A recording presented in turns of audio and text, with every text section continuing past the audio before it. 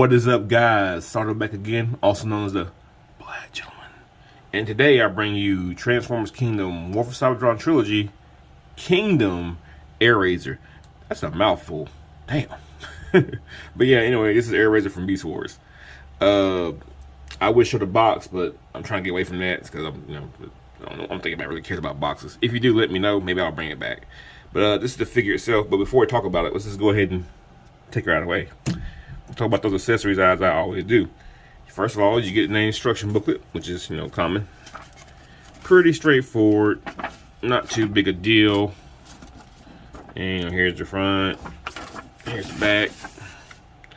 Not too bad altogether. You also get a collector sticker / card, Mine's Optimus Prime. You typically never get the one with the figure that the card's supposed to be, but there it is for fun.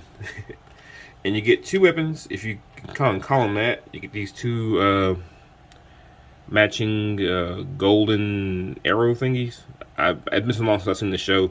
I'm not quite sure how they work. They're probably missiles, but they look good. Paint, I actually paint on them, so it looks pretty good.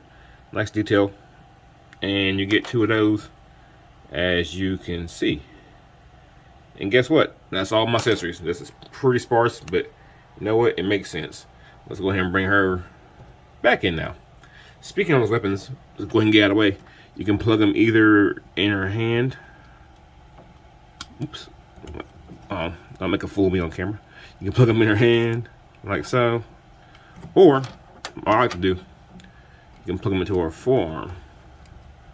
I think it's pretty cool. But like I said before, you can go either in the hand or forearm. Because, it could be either one, really. I think the forearm thing was kind of cool. And kind of like a seeker. So, yeah, there you go. So that's her with the weapons. To talk about her, as far as the sculpt goes, looks pretty good. Face, in my opinion, is on point from what I remember from the show years ago. Bring it a little closer. Got the nice kind of a purplish, kind of almost metallic paint on the face. Green eyes. Oh, it should be green pupils, black eyes. A little beak above the head, like the head would actually transform into the face. And yeah, it looks good overall. A little bit of orange here on the sides. I believe that is paint. And as far as paint goes, other than her face and the weapon, I believe that's it. The rest are just colored plastic, but it does look good. And some really good color breakup. As you see here, the orange on the sides here shows the gold in the crotch, more kind of gray and orange at the knee. So all it looks good. Maximo symbol right there on the forearm right here, which is kind of hard to make out times. So yeah, overall looks pretty good. Even from the back here, has a backpack, as you know she would. It's a bird, but it looks good. It looks clean and purposeful. No problems there. Now, in terms of articulation, the head you can spin 360 is on a ball joint right there, as you can see. That's pretty good, and she can look up a little bit, no down. As for the arms, go out that far. Get almost a 360, but you gotta be careful of the backpack. But if you watch out for it, you still kind of get around. You gotta move it out, then do it. All right, you get elbow bend, single hinge. You get an interesting little thing here with the hand. This is Inhuman, by the way, but you can bend the wrist up like this. There's no purpose for it other than transformation, but you can still use it if you just really want to. And so you get a 360 elbow spin. So there you go. Other arm, exact same way. Also, the elbow pad can move down. Mostly for transformation, but you can use it if you so wish. While we're still on the arms, we can go ahead and come back to the back. And as you know, she has wings, so those can too flip out, which is pretty good. Also, you can untab from the back here to get more of a true bird thing going on there. So if you want to do all that, that's nice too. Coming out to the legs, you get a full trowel, show it all. You can go up this far. Kind of gets in the way of the crotch here, but you can kick up that far. So that's always good, right? Bend the knee, goes back that far. She can almost kick her own ass due to her bird feet in the back here, if you need that kind of thing. Also, her feet are on a ball joint, so if you want to, you can really spin them the other way, and have the bird feet be her normal feet as well, if you want to do that. Also here, because of transformation, you have a little bending joint here. So if you really want to, and you just really hate her, totally break her off at an angle. But yeah, it's something you could do. And bring the lily back. So I think we pretty much covered all our articulation points, if I'm not mistaken. Overall, pretty nice articulation. Oh, wait a minute, she has a waist joint. Yeah, she has a waist. So yeah, you can get a full 360 out of that. Can't say anything, show you all articulation. She's kind of light too, but I guess it makes sense for a bird fembot. Let's see here. At first I had a hard time getting her to stand. What you gotta do is, her thigh swivel is right here more than it was closer to her knee than anything else. So you might want to spin out a little bit to get her to an 8 if you want her to do an A stance. But yeah, overall I like her. Before I get her transformed, let me go ahead and bring somebody out for a comparison. Alright, for size comparisons, here is Kingdom's Primal and Kingdom Cheetor. And we can get a sense of how she would scale with her maximal brethren. And from my memory, I'm guessing that's about right. She's shorter than Primal, and just a little bit, not by much. Let's see, shorter than Cheetor. So I think, actually no, they're about the same height, ain't they? Yeah, about the same height. I always figured she'd be a little bit shorter than Cheetor, but whatever. I ain't sitting here and cry about it. But yeah, but yeah, that's about how tall she is. All right, without further ado, I'm gonna go ahead and get this little lady transformed, and we'll be right back. And here she is, all transformed. Isn't she lovely?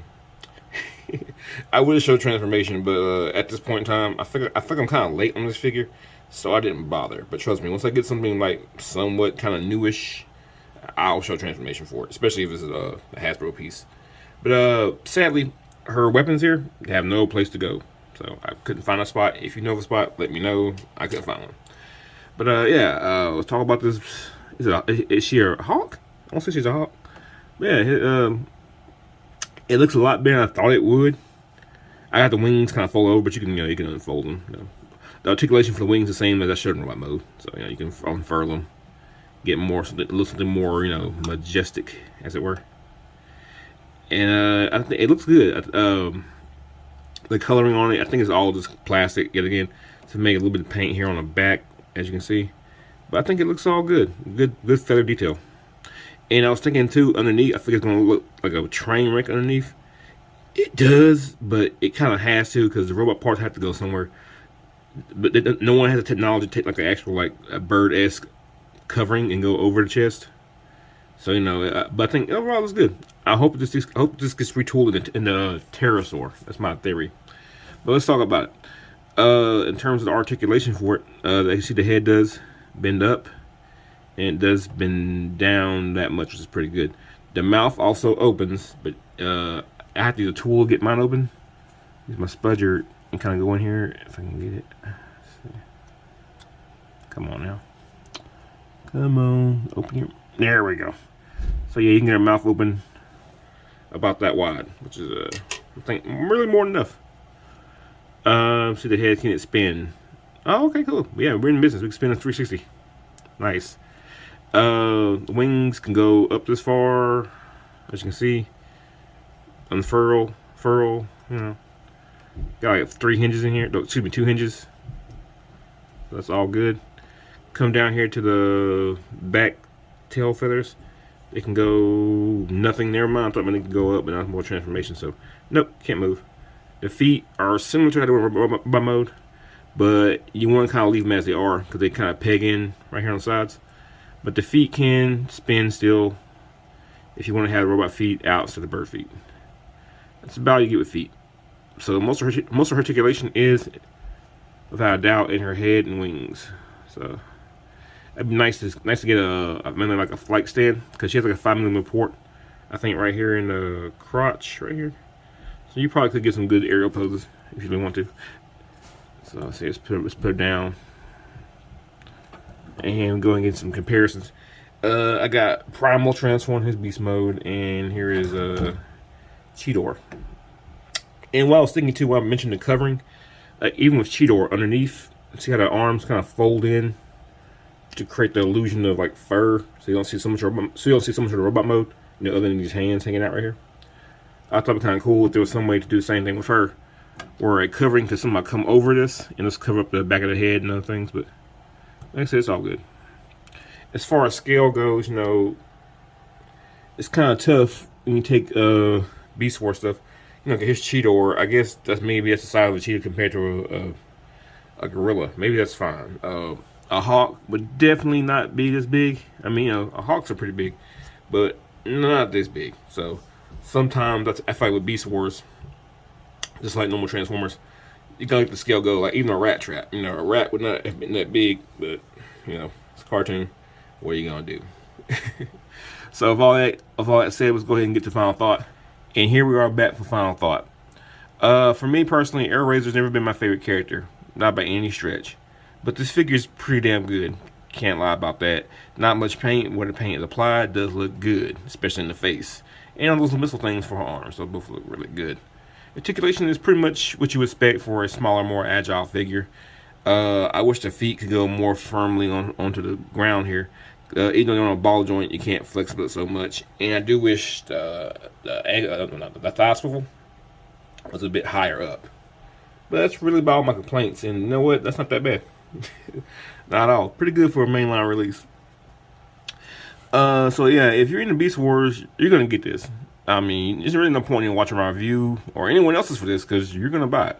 Because like it says, I love Beast Wars myself, and she's not even my favorite character, but yet I want to fill out my maximal ranks.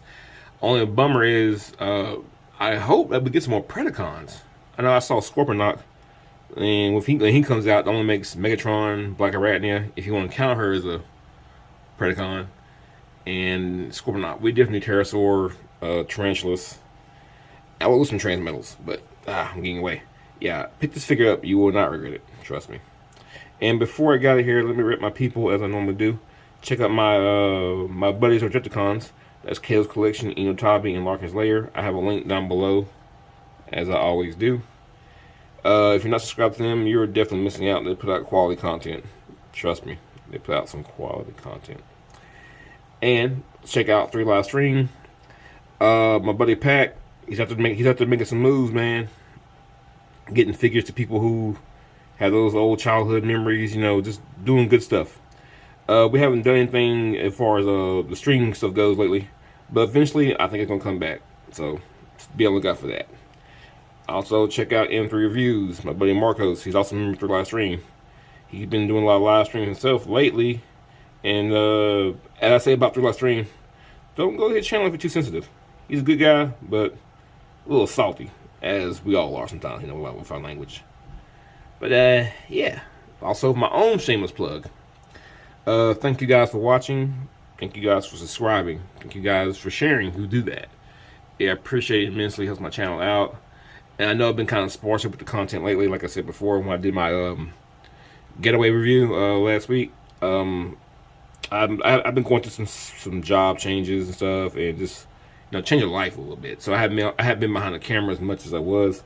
And for everybody who's still subscribing to me and checking me out, I appreciate it immensely.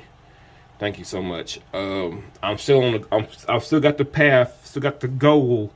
Maybe I don't know about now because I haven't been behind the camera like I should.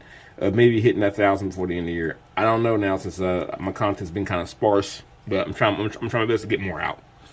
So yeah, I'm still trying to hit that 1,000. We'll see what happens. If it don't happen, oh well. I'm having fun doing it. It's not about how does it work. It's not about destination. It's about the journey, as they say. So yeah, I definitely looked at that. It's about the journey, how you get there. So with that being said, thank you so much. This has been Sardo, also known as the Black Gentleman. I had doing God work reviewing these figures. Until next time, peace out.